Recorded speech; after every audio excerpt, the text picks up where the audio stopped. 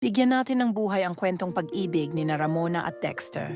Sa isang mamahaling kondo makikita ang isang college student na nagmamadaling sumakay ng elevator. Si Dexter, isang ulirang anak. Lalaking naturingan pero napaka-responsable.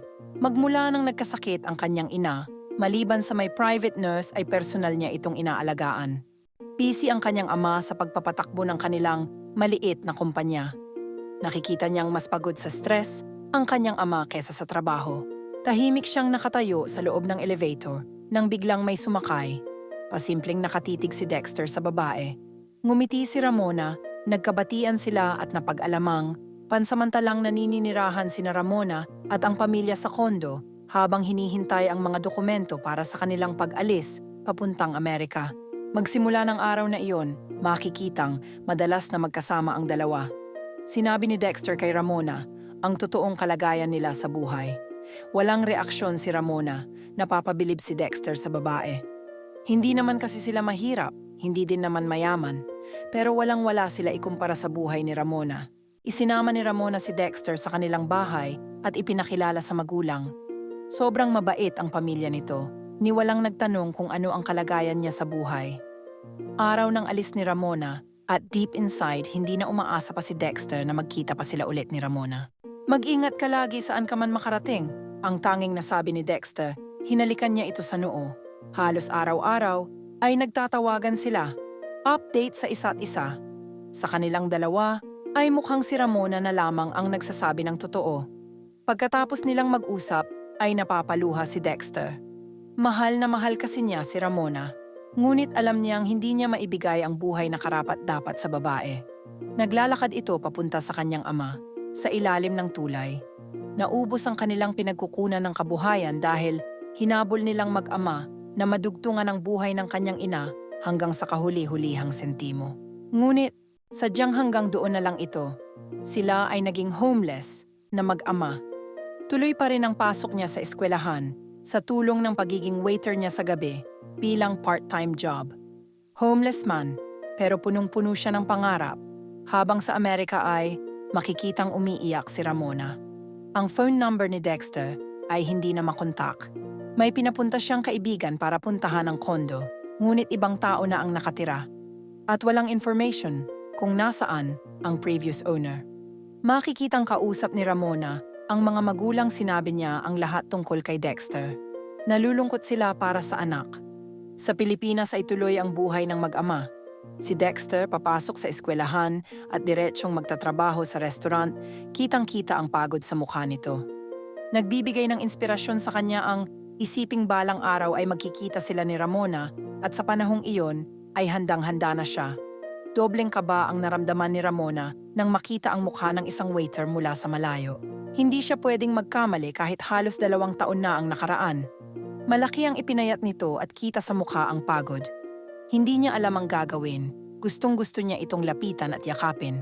Ngunit nagdalawang isip, baka mahihiya sa kanya si Dexter at muling mawala.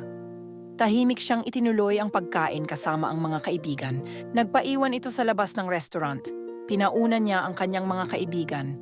Matiyaga itong naghintay sa loob ng sasakyan. Dahan-dahang sinundan si Dexter halos maghating gabi na. Lalo siyang nagulat nang sa ilalim ng tulay ito pumunta at nakangiting ama ang naghihintay. Natulog ang mga ito sa ilalim ng tulay, walang bubungan. Umiyak si Ramona. Ngayon ay naintindihan niya ang lahat kung bakit siya iniwasan ng lalaking mahal na mahal niya. Nakaparada ang sasakyan ni Ramona sa eskwelahan at nakita niyang nag-aaral pa din si Dexter. Makikitang kausap ni Ramona ang dean at kinasabwat niya ito na kunwari ay may nag-sponsor sa pag-aaral ni Dexter.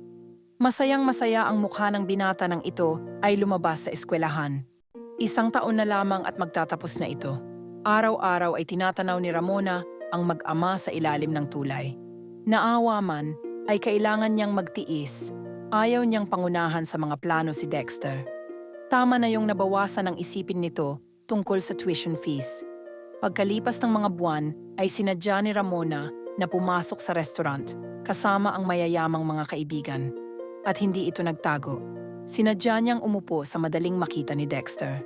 Tinawag ng manager si Dexter na ito ang magsilbi sa kanilang grupo. May pag-aalangan man si Dexter ay wala siyang magagawa kasama ito sa kanyang trabaho. Hindi talaga maitatago habang buhay. Nakatayo itong naghihintay sa order ng grupo ni Ramona nang nahihiya at may pag-aalala. Takot na baka ipahiya siya ni Ramona. Ang tagal mag-order ng grupo nito. Yumuko si Dexter at nagtanong. May order na po ba kayo, ma'am? Meron. Naghahanda na itong isulat ang mga order nang biglang nagsalita si Ramona. Gusto kong orderin ng boyfriend kong Dexter ang pangalan, na basta na lamang akong iniwan. Napatulala si Dexter. Nagkatingin na ng lahat sa lamesa nila. Tumayo si Ramona at ipinakilala sa lahat. Niyakap nita ito at hinalikan. Nagpalakpakan ng lahat. Hindi ka nahihiya? Lalo na sa mga kaibigan mo? Bakit ako mahihiya? Kasakasama ko nga ang mga iyan sa pagsunod-sunod ko sa iyo gabi-gabi hanggang sa tinutuluyan mo. Magsasalita pa ito nang pinigilan siya ni Ramona. Wala kang kailangang ipaliwanag, Dexter, dahil wala akong pakialam sa lahat. Lahat. Mayaman ka man o mahirap. Habang magkayakap ang dalawa, nasa isip ni Ramona na sa kanan niya sabihin ang tungkol sa scholarship sa eskwelahan at sa pag-increase ng sweldo sa restaurant mula pa last year. Isang bagay ang hindi niya tinigilan, si Dexter, ang paglipat nito sa maliit na apartment na mumurahin lang. At kunwari ay naglilista ito ng mga babayaran ni Dexter pag ito ay nagkatrabaho na. Masayang nagmamaneho si Ramona pa uwi. Magaan ang dibdib. Masaya at nakikita niyang medyo maayos na ang buhay ng lalaking minamahal.